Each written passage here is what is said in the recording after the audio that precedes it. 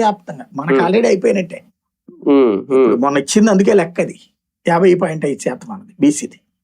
ఏది మొన్న జనగణనలో చేసేసి జనగణనలోనే కులగణన కదా, అవును మనం చేసేసినట్టు మన స్టేట్ ఇంకా సపరేట్ గా అక్కర్లా మనకు రకంగా చెప్పాలంటే. మళ్ళీ ఏమన్నా మొహమాటానికి మొక్కుబడికి ఏమన్నా నెక్స్ట్ ట్రిప్ చేస్తే చెయ్యొచ్చు అంతే, మన తేలిపోయింది ఆల్రెడీ. స్థానిక ఎన్నికల ముందే ఈ సర్దుబాటు తేల్చుకుంటాయి 3 పార్టీలు, తేల్చుకోవాలా? అసలు ముందు ఇప్పుడు పవన్ కళ్యాణ్ అడుగుతున్న 30% ఏంటో తేల్చాలి కదా, ఆ సీట్లు లెక్క తేలాలి. వాళ్ళకి 30 అడుగుతున్నారు, బీజేపీ వాళ్ళు 10 అడుగుతున్నారు. 40 ఇస్తే 60 మా దగ్గర పెట్టుకుంటే మన పరిస్థితి ఏంటని తెలుగుదేశం అంటుంది. ముందు అది తేల్చుకునివ్వండి, అప్పుడు కానీ తేలదు. ఇంక 34% అనేది ఇంకా 34 అసాధ్యం.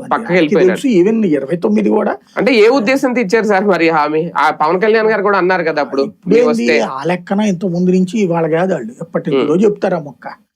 అది జరగదని తెలుసు వాళ్ళకి.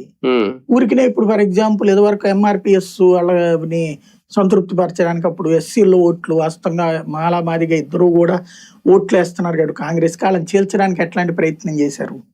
మాదిగ సామాజిక వర్గానికి సంబంధించి ఏది వర్గీకరణ అని చెప్పి ఆ తర్వాత ఇక్కడ బిల్లు పెట్టారు, కేంద్రంలో అవ్వలేదన్నారు, సుప్రీంకోర్టు దాకా వెళ్ళారు, కోర్టు కూడా కొట్టేసింది. కాబట్టి మేము చేయగలిగింది చేశాం కదా అనినే నడిచింది.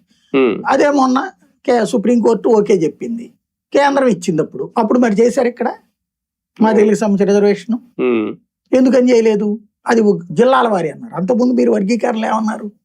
డైరెక్ట్ అన్నారు. 2 తెలుగు రాష్ట్రాలు, ఇది ఒకటి రెమిటైజేషన్. మెయిన్ ఏంటంటే ఆయా సామాజిక వర్గాల్లో ఉన్న నాయకులు కూడా ఇక్కడ వీళ్ళతో కొలైడ్ అయిపోవడం వల్ల స్పష్టంగా సమాధానం స్పష్టంగా అడగడం అన్నటువంటిది లేదు. అంటే వర్గీకరణ విషయంలో కానీ ఇది కానీ సుప్రీంకోర్టు తీర్పులు ఇచ్చినా సరే ఇక్కడ సభల్లో మాత్రం అది వర్కౌట్ అవ్వట్లేదు. అదే ఉంటే తెలంగాణలో లేదని ఒక చర్చ తీసుకొస్తారు గట్టిగా మీరు మాట్లాడితే. తమిళనాడు కూడా సుప్రీంకోర్టు స్క్రూటినీలో ఉంది కాబట్టి తర్వాత ఎవడు మళ్ళీ దానికి ఆర్గ్యుమెంట్కి వెళ్ళట్లేదు, అందుకనే ఆగిపోయింది. రిజర్వేషన్స్ పెద్ద ఇష్యూ. అంటే సుప్రీం చెప్పేస్తుంది కదా ఇప్పుడు ABCD మీరు విభజించుకోండి వర్గీకరణ చేసుకోండి చెప్పేసింది.